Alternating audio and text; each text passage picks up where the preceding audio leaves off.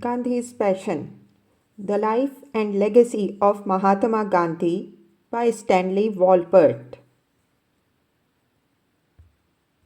Congress Brahmins from North and South India, including such eminent leaders as Sapru, Jayakar, Malaviya, Rajendra Prasad, and Raja Gopal Achari, met with Devdas and others the next day to hammer out the scheme that satisfied Ambedkar, guaranteeing almost double the number of legislative assembly seats to his community than MacDonald had offered the depressed classes.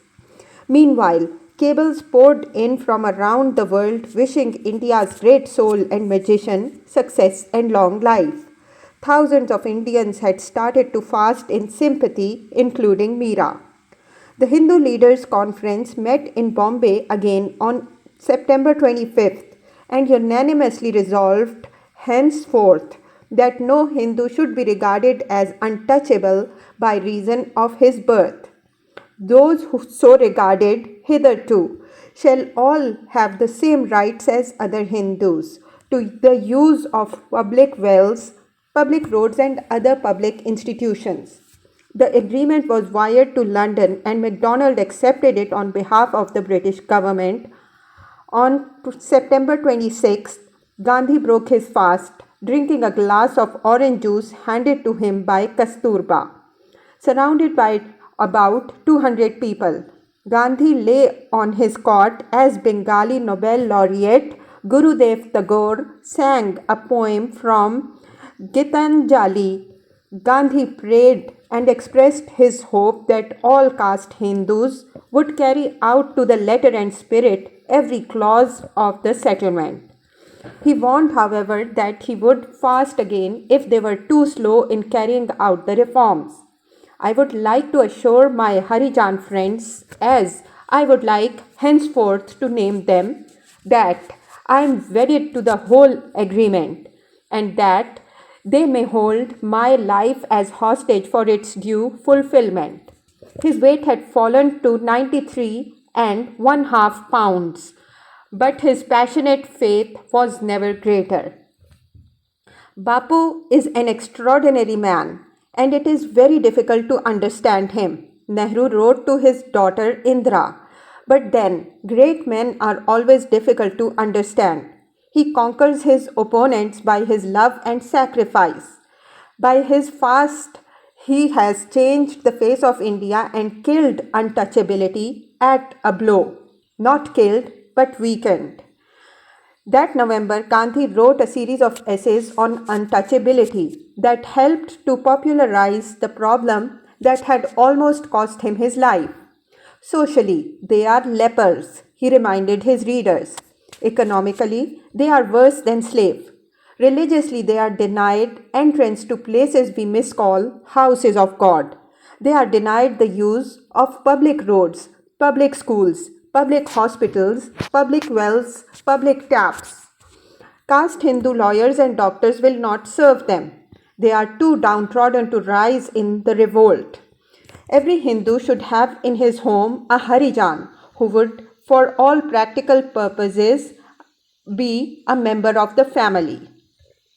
Gandhi now focused his heart and mind on how best to remove the blight of untouchability from Hinduism. He initially hoped that winning unhindered entry for Harijans to a Hindu temple in Malabar might prove the most effective lever. Mr. K. Kelapan, a singularly courageous, self-sacrificing Kerala worker, had launched his own fast in September to open that Guruvayur temple to untouchables, and Gandhi persuaded him to suspend his fast by promising to help him achieve his goal, or to join him later in fasting as well. Gandhi sent C.R. Das's widowed sister, Urmila Devi, to Kelapan in November 1932 as his messenger. American Margaret Cousins accompanied Urmila, but no sooner did Gandhi publicly announce his intention to join Kelapan in his fast than several Orthodox Hindu Brahmins said they too would fast unto death against admitting any untouchable to their sacred temple. Gandhi was never intimidated by such threats. He resolved, therefore, to begin his fast on January 2nd, 1933, unless the temple opened all its gates wide to Harijans. Charlie Andrews was troubled, fearing that fasting will certainly be used by fanatics to force an issue which may be reactionary instead of progressive. That December, a referendum was taken of all those Hindu eligible to enter the Guruvayur temple, and some 55% favored temple entry for Harijans. Gandhi argued that this poll confirmed the validity of his intention to fast, but then a vice-regal decision to permit the introduction of special temple entry legislation in Madras province on January 15, 1933, convinced him to postpone his fast indefinitely. Orthodox Hindus attacked Gandhi with hard swearing at me and libellous charges, making him feel like the wife whom her husbands profess to reject because the poor woman cannot give equal satisfaction to all.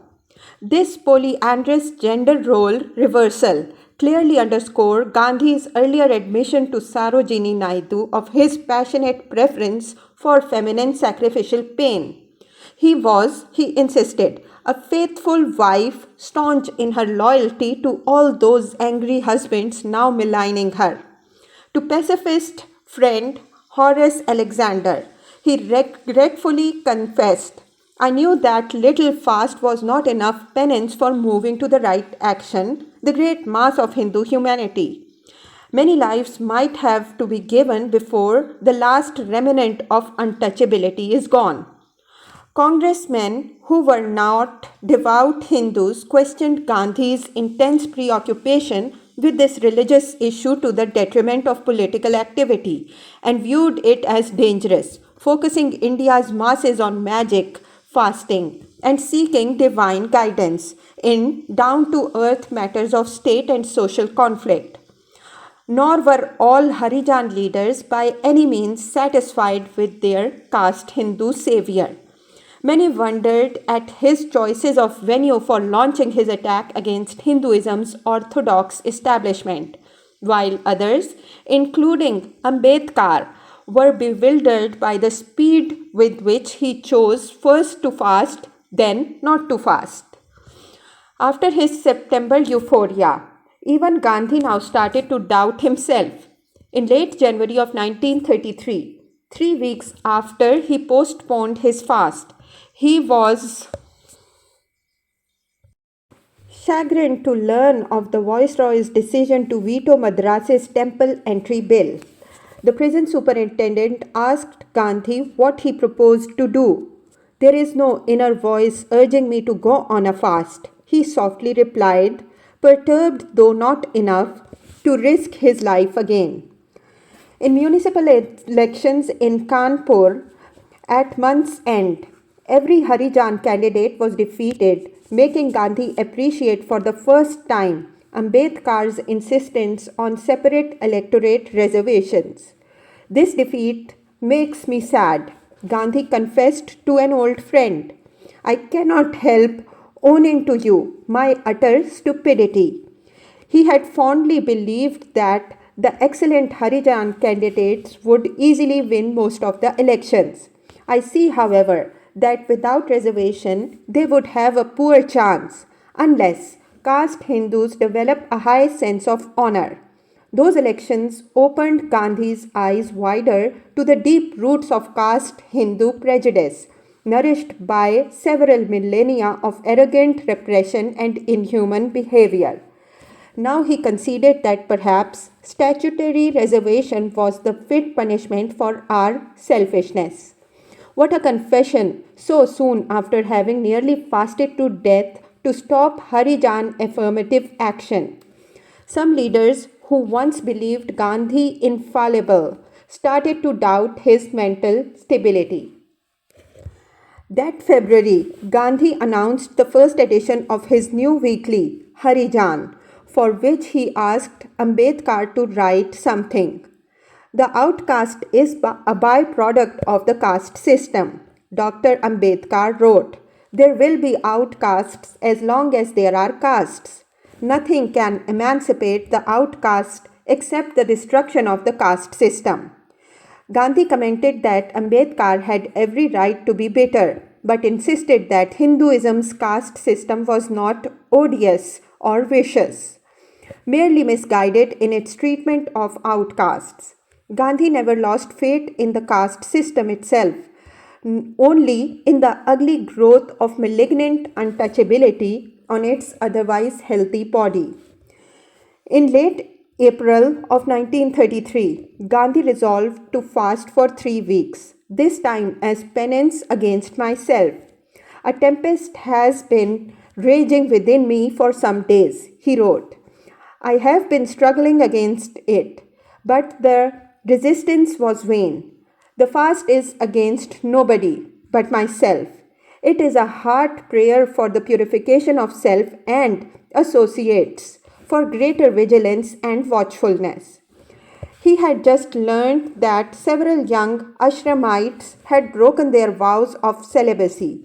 Again, many friends tried to persuade him to abandon the fast, but having heard his inner voice, Gandhi refused to disobey what he believed to be God's will.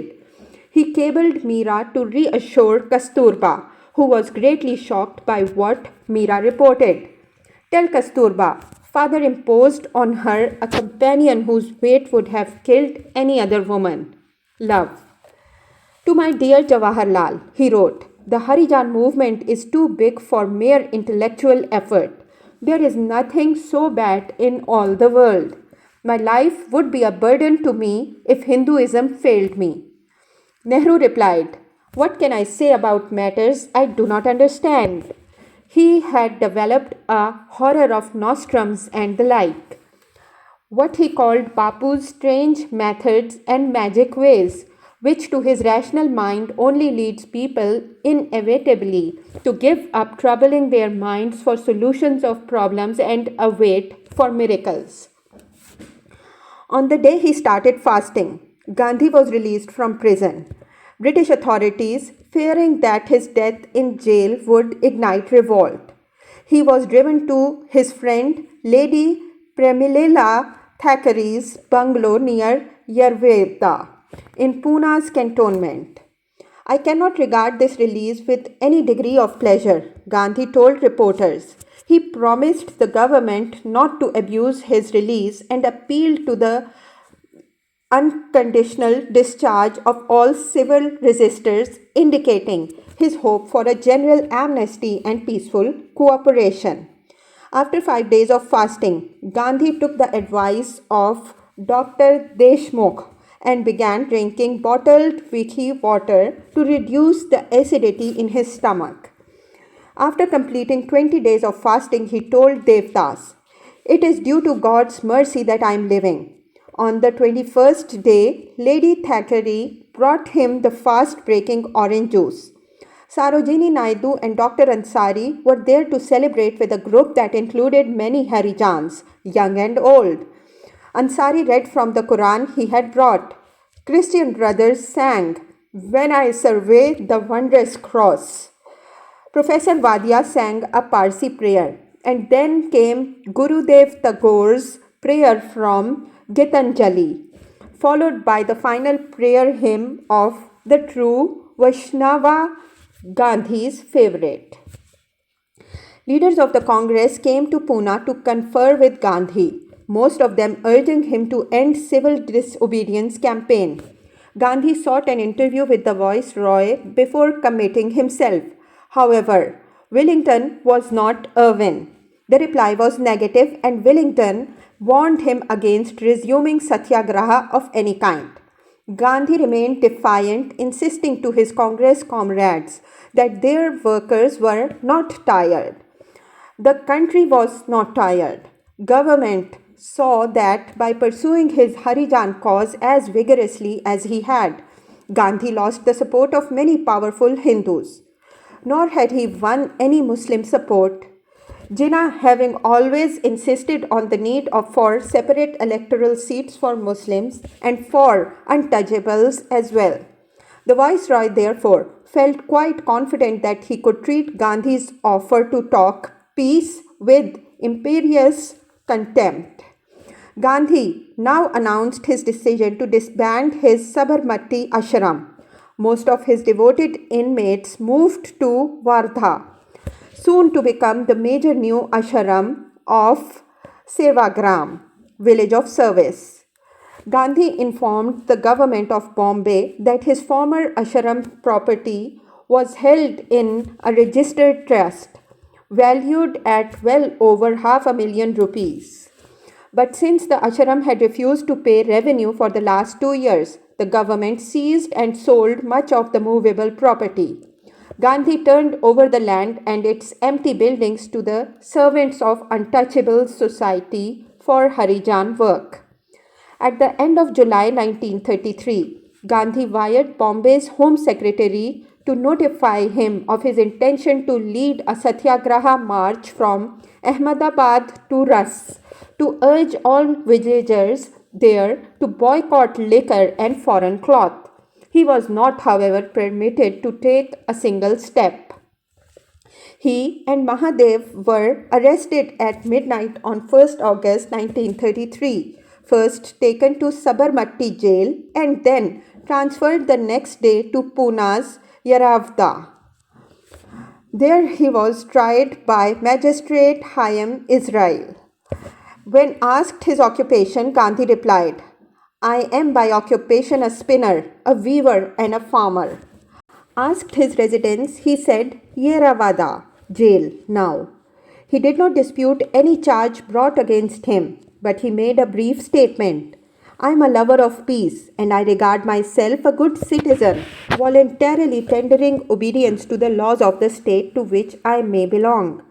But there are occasions in the lifetime of a citizen when it becomes his painful duty to disobey the laws. I have had recently a spell of freedom and was in the midst of people living in a perpetual fear of loss of liberty and their possessions. I sought shelter in self-suffering." After that reaffirmation of his passionate credo of civil resistance, Gandhi requested to be treated as a C-grade prisoner. Magistrate Israel sentenced him, however, to 1 year as a grade A prisoner, considering your age and the present state of your health. He was almost 64 and weighed less than 100 pounds. Eager to resume the Harijan work he had done earlier from his prison cell, Gandhi requested secretarial assistance for preparing his weekly Harijan, but now the prison authorities were totally unsupportive. On August 14, 1933, he therefore wrote to Bombay's Home Secretary and informed him of his decision to resume fasting in 2 days. The strain of his not being allowed to work had become unbearable. "Life ceases to interest me if I may not do Harijan service," Gandhi explained. He began his fast August 16, ending it 8 days later when he was unconditionally released. "How I shall use this life out of prison, I do not know," he wrote. Though Harijan service would remain from now on, he added, "the breath of life for me, the more precious than the daily bread." He was returned to Lady Thackeray's bungalow on 23rd August 1933, free at last and to remain so for 9 unbroken years. Chapter 17. Return to Rural Uplift Work.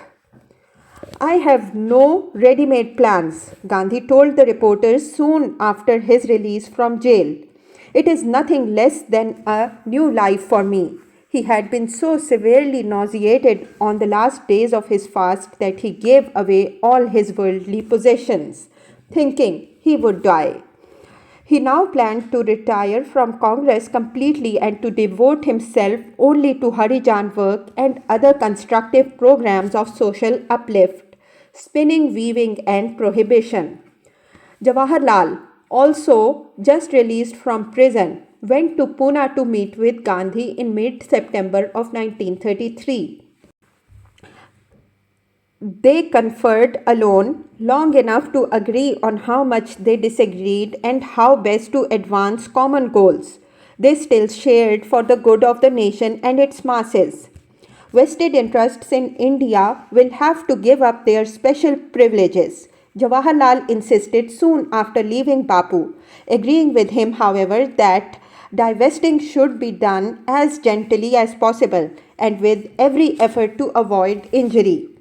Nehru wanted such change to be accomplished as swiftly as possible.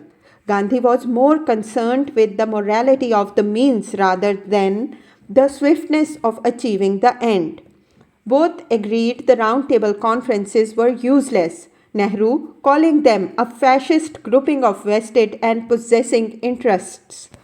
Having participated in one such conference himself, Gandhi was less harsh, unwilling to label its members fascists. While Gandhi stressed the importance of uttermost truthfulness and nonviolence, Jawaharlal also favored secret methods. His faith in the class struggle and most Marxist Leninist doctrine convincing him of the utility of secrecy in fighting British imperialism to the death. They parted company as well over Gandhi's insistence on communal unity, hand spinning, weaving, and the abolition of untouchability as prerequisites to independence. Nehru focused his dynamic mind and youthful energy on the primacy of winning political freedom, strongly supporting other international socialist forces in Europe and Asia. Nevertheless, Gandhi agreed to help Nehru and Congress with his sage advice whenever they called on him for assistance. Gandhi devoted the last quarter of 1933 and much of 1934 to Harijan relief, appealing to caste Hindus and Harijans alike from Bombay to the remote villages of Gujarat, Maharashtra, and Bengal to touch, marry, and serve every Indian of one's own faith as a blood brother and sister. To many Congress leaders, Gandhi knew I stand thoroughly discredited as a religious maniac and predominantly a social worker. He felt certain, however, that political reform prior to social reform would only replace insensitive British rule with insensitive Indian rule.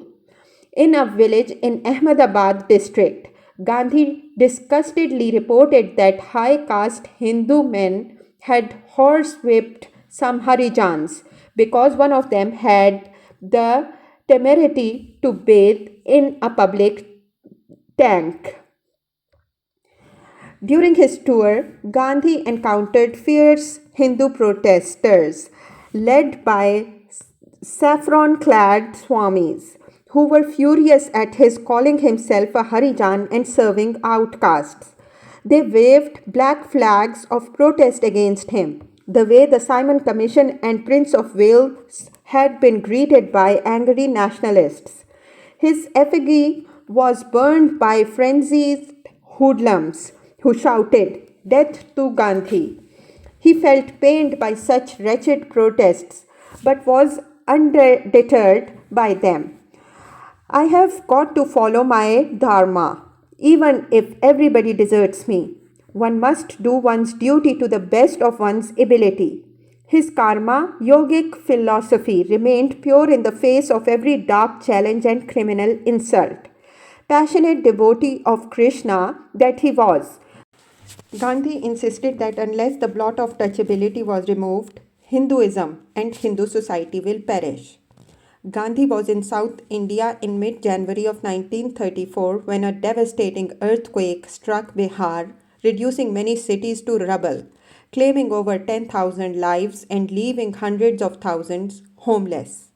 On learning of the catastrophe, he commented, "We who have faith in God must cherish the belief that behind even this indescribable calamity, there is a divine purpose that works for the good of humanity. You may call me superstitious, but a man like me cannot but believe that this earthquake is a divine chastisement sent by God for our sins. He blamed the sin of untouchability, insisting that everything happened by divine will. Nehru and Tagore were shocked and dismayed by Gandhi's reaction to the quake. It has caused me painful surprise to find Mahatma Gandhi accusing those who blindly follow their own social custom of untouchability of having brought down God's vengeance upon certain parts of Bihar. Because this kind of unscientific view of things is too readily accepted by a large section of our countrymen. Gurudev Tagore announced. Bihar's Dr. Rajendra Prasad, who had just been released from prison, worked round the clock to help save those who severely burned and wounded. Prasad's selfless quake relief work first brought the name of India's first president to national prominence. Though many urged him to rush to Bihar, Gandhi refused to cancel his Harijan tour. I am tied to Bihar by sacred ties, Gandhi replied. Perhaps I am serving her best by remaining at my post.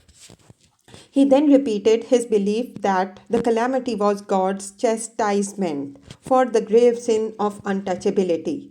Visitations like droughts, floods, earthquakes, and the like, though they seem to have only physical origins, are, for me, somehow connected with man's morals. Pacifist Muriel Lester now came to India and visited her friend, the governor of Bengal, after meeting with Gandhi. She was invited to dine with the governor but failed to get him to commit resources to Bihar. She then went to see the viceroy. By late February, Gandhi decided to alter his Harijan tour itinerary so as to visit Bihar before going to Bengal.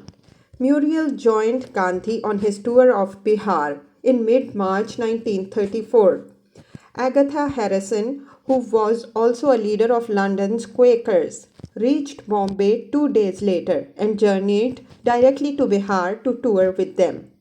Gandhi addressed Bihar's Central Relief Committee in Patna after visiting several centers of disaster. Let us, in the face of this calamity, forget the distinction between Hindus and Muslims, as well as between Indians and Englishmen. He told them, we are going to work not as congressmen, but as humanitarians in a humane task. Gandhi now found it more difficult to sleep as this tour continued, rising at 1 in the morning instead of 3. Please do not get alarmed, he wrote Brother Vallabhbhai. A gang of angry high caste Hindu thugs had just recently attacked him as he was getting into his car, badly denting the car with stones. He narrowly escaped that assault, after which he decided to leave the temple town of Puri and its vehicular travel, venturing off on a walking tour of rural Orissa, alone with Meera and just a few others. He enjoyed this pilgrimage on foot, along village paths and tribal jungle trails. We are camping in the open air on the outskirts of the village. A hut like structure has been put up for me. He knew, of course, that as soon as the rains set in, this method of touring would prove more difficult, if not impossible. He was ready then to camp in the hinterland, finding it much more congenial to his passionate, aging temperament than the hustle and bustle of urban life. In mid June, Gandhi and his followers all returned by train to Bombay, where Muriel and Agatha awaited him to say goodbye before sailing home. Meera then impulsively decided to join the other English ladies. Gandhi's first letter to his departed beloved began. It was a chilly parting, but I know that I shall never have deeper or richer yet unselfish affection bestowed upon me. He returned to Lady Thackeray's bungalow in Pune, where now Kasturba joined him. The next evening, a bomb was thrown by an assassin at a car mistaken for the one transporting Gandhi to speak in Pune's municipal building. I have had so many narrow escapes in my life that this newest one does not surprise me, he calmly remarked. I am glad it happened on account of my Harijan work, he wrote Vallabhbhai. No one in the car hit by the bomb was fatally injured, nor was the culprit caught, though Gandhi knew he must have been a hate crazed high caste Hindu. The sorrowful incident has undoubtedly advanced the Harijan cause. Causes prosper by the martyrdom of those who stand for them. Many angry Brahmins of Pune, long a bastion of Hindu orthodoxy, had demanded Gandhi's death since he started his Harijan campaign. In less than 14 years, another mad Pune Brahman would succeed in murdering him. By mid July, Gandhi felt intense mental and physical exhaustion, sleeping whenever I get the opportunity. He missed Meera and wrote to her, You are constantly with me, love. He decided on a week's penance and self purification, fast, confessing to his departed love that many changes are taking place in my mind just now. Congress corruption was also preying on me. To Agatha Harrison, he wrote, What occupies my mind at present is how to achieve purity of the Congress and to rid the ashram here, Varda, of subtle untruth and breaches of Brahmacharya.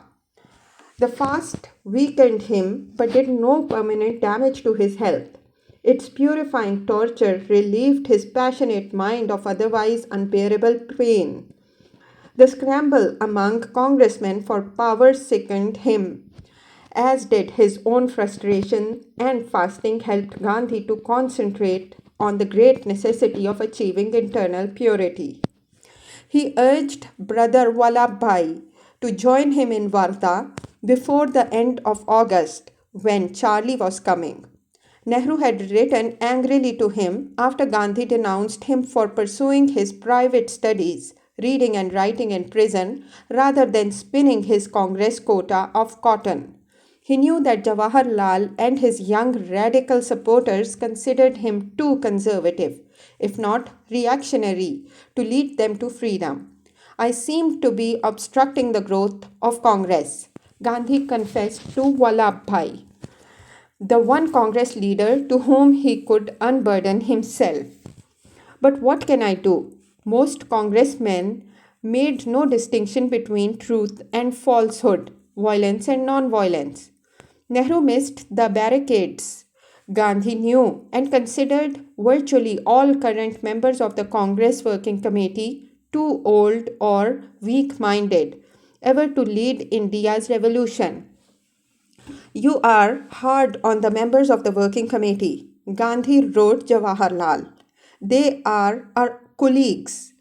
After all, we are a free institution. But he remembered that Motilal had once told him and was ready now to step aside to leave politics and all the vanities of power to a younger generation of eager leaders. That September of 1934, Gandhi decided to quit the Congress he had revolutionized and led since 1920. It is not with a light heart that I leave this great organization, he wrote to Vallabhbhai. My presence more and more estranges in the intelligentsia from the Congress.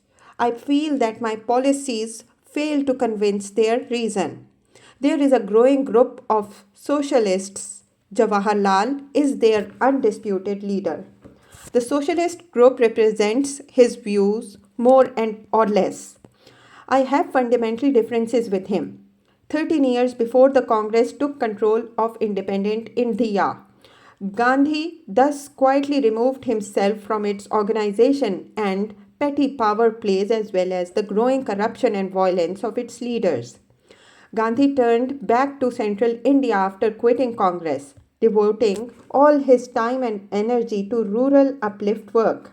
Since the birth of his first ashram in South Africa, He had viewed rural self-sufficiency and self-help as well as communal harmony as his ideal goals for society.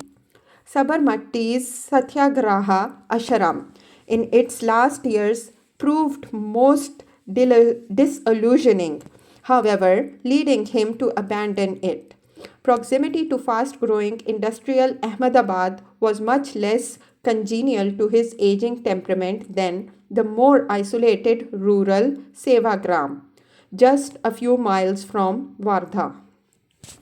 Much as he hoped for peace in this retreat, so remote from urban chaos and Congress conflicts, Gandhi no sooner settled in Sevagram than his prodigal son, Harilal, wrote to ask his Bapu if he might join the ashram. He invited Harilal only after satisfying himself that his son had not touched liquor in many months and was striving valiantly to give up smoke as well as sexual pleasure. Widower Harilal hoped, however, to remarry, an idea Gandhi was initially amenable to if an appropriate mature Hindu widow could be found. In welcoming Harilal, Gandhi warned him never to deceive me or misbehave. I am an old man now, and you are not a child. 65-year-old Gandhi wrote to his 46-year-old son. Harilal very much enjoyed ashram life, making many friends there and attracting most inmates merely by virtue of being their Mahatma's son.